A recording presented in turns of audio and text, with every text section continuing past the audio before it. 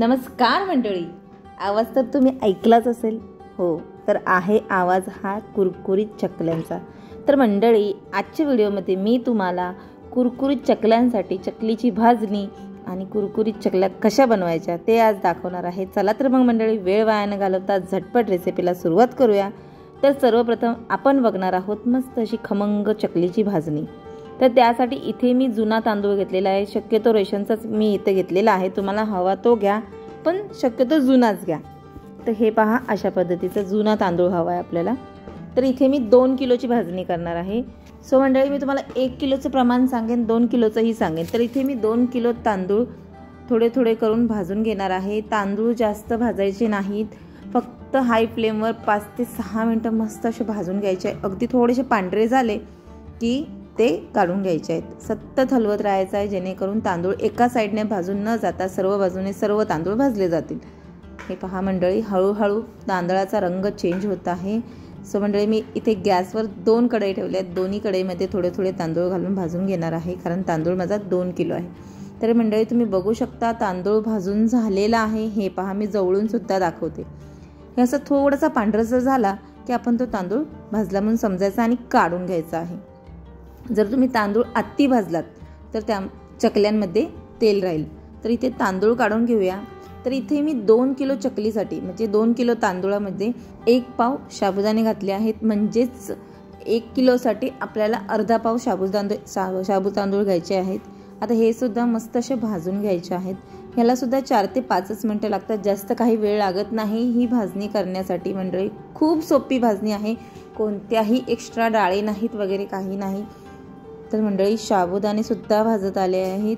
थोडेसे आकसतात, लालसर दिसतात, म्हणजे समजायचं की आपले साबुदाणे भाजले गेलेत. हे पहा मंडळी, जवळून सुद्धा तुम्ही बघू शकता त्याचा सुद्धा रंग चेंज होतो. हे पहा. तर आता साबुदाणे सुद्धा आपण काढून घेऊयात. आता पुन्हा ह्याच कढईमध्ये आपण 1 पाव पोहे घ्यायचे आहेत. जे नेहमी आपण पोहे खायला रोज नाश्त्याला वगैरे करतो तेच पोहे घ्यायचे आहेत. ते सुद्धा इथे 1 पाव घ्यायचे आहेत. 1 किलो तांदूळ असला तर अर्धा पाव घ्यायचे आहेत. तर मंडळी, हे सुद्धा 5 ते 6 मिनटं मस्त असे भाजून घ्यायचे आहेत. तर मंडळी, पोहे भाजलेले कसे ओळखायचे, तर पोहे सुद्धा आकसतात भाजल्यानंतर. सो मंडळी, मी पुढे तुम्हाला दाखवेनच, पण हे सुद्धा सतत हाय फ्लेमवर ढवळत राहायचं आणि भाजून घ्यायचे आहेत. पूर्ण प्रोसेस आपल्याला ही हाय फ्लेमवरच करायची आहे. अजिबात कुठेही गॅसची फ्लेम लो करायची नाही. मस्त असे भाजले जातात. सो मंडळी, पोहे सुद्धा भाजले गेले आहेत. हे पहा, आता तुम्हाला मी दाखवते. तुम्ही बघू शकता पोहे सुद्धा आकसलेले आहेत आणि भाजले गेले आहेत, लालसर सुद्धा झालेले आहेत. आता हे पोहे काढून घेऊया. नंतर त्याच कढईमध्ये 4 मोठे चमचे ओवा, 4 मोठे चमचे जिरे घालायचं आहे.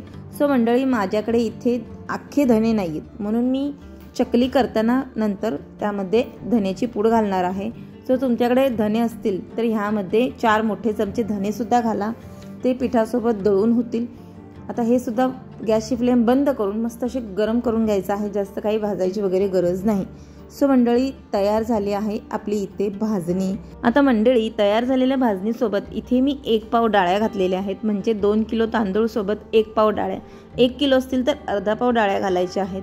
आणि भाजलेले ओवा आणि जिरं सुद्धा ह्यामध्ये मिक्स करून घ्यायचं आहे. तर मंडळी, तयार आहे मस्त अशी आपली खमंग चकलीची भाजणी. आता ही भाजणी थंड झाल्यावर पूर्णपणे थंड करून घ्यायची आहे. नंतरच आपण ही भाजणी चक्कीतून किंवा गिरणीतून दळून आणायची आहे. दळून आणल्यानंतर आता आपण चकली कशी बनवायची त्याकडे वळूयात. सो मंडळी, व्हिडिओ आवडला तर चॅनलला लाईक, शेअर आणि सबस्क्राईब करा. तर इथे चकली बनवण्याकरिता मोठं पातेलं घेतलेलं आहे. सो मंडळी, मी इथे 1 किलो पिठाच्याच चकल्या करणार आहे. त्यासाठी पातेल्यामध्ये फक्त खायचा आपला जो पोहे खायचा चमचा असतो तो इथे मी 1 चमचा तेल घातलेला आहे आणि 1 लिटर पाणी घातलेलं आहे. सोबतच इथे मी रामबंधूचा चकली मसाला घेतलेला आहे. तुम्ही कोणताही घ्या, मी इथे कोणत्याही ब्रँडचं प्रमोशन वगैरे केलेलं नाही आहे. सो मंडळी, 1.5 पाकिट मी इथं मसाला घातलेला आहे. याने खूप चविष्ट अशा चकल्या होतात. सोबतच अर्धी वाटी तीळ घातलेला आहे आणि 4 मोठे चमचे मीठ घातलेलं आहे. तुम्ही तुमच्या चवीनुसार कमी जास्त करू शकता. छान असं मिक्स करायचं.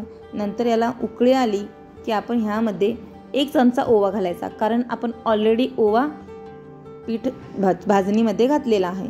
आता आपण पीठ कसं गरगडतो त्याप्रमाणे, म्हणजेच तांदळाचं पीठच आहे शेवटी हे. तर हे पीठ अशा रीतीने मिक्स करायचं आहे, म्हणजेच गरगटायचं आहे.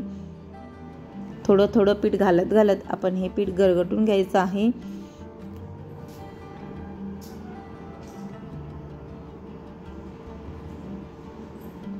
पीठ घातल्यानंतर गॅसची फ्लेम बंद करून फक्त हे मिक्स करून घ्यायचं आहे मंडळी. गॅसची फ्लेम बंद करायची आहे, अजिबात गॅसची फ्लेम ठेवू नका.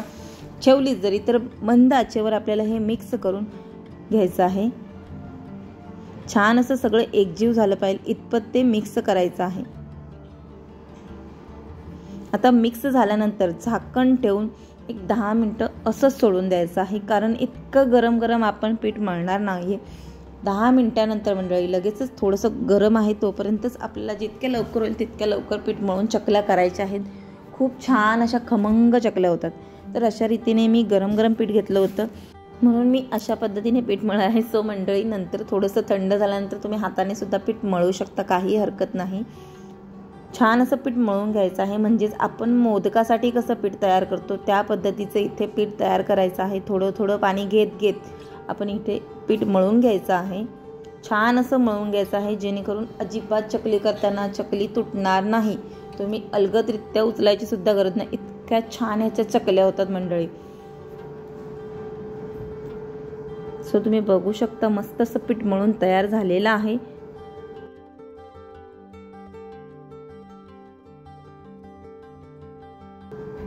जितकं जास्त पीठ मळाल तितक्या छान अशा मस्त कुरकुरीत खमंग खुशखुशीत चकल्या होतात. आता तयार केलेलं पीठ आपण साच्यामध्ये भरून घ्यायचं आहे. सो मंडळी सर्वप्रथम आपण साच्याला तेल लावून घ्यायचं आहे, जेणेकरून हे पीठ आतमध्ये चिकटणार नाही. हे पहा अशा पद्धतीचं पीठ भरून घेऊया आणि नंतर आपण ह्याच्या चकल्या करून घ्यायच्या आहेत.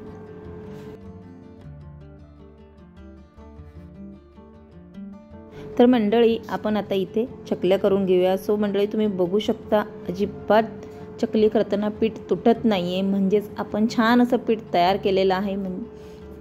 फोडणीही छान दिली आहे आणि पीठही छान असं मळलं गेलेलं आहे. हे पहा तुम्ही बघू शकता मस्त अशा काटेरी चकल्या तयार झालेल्या आहेत. मी अजून एक सुद्धा तुम्हाला करून दाखवते. हे पहा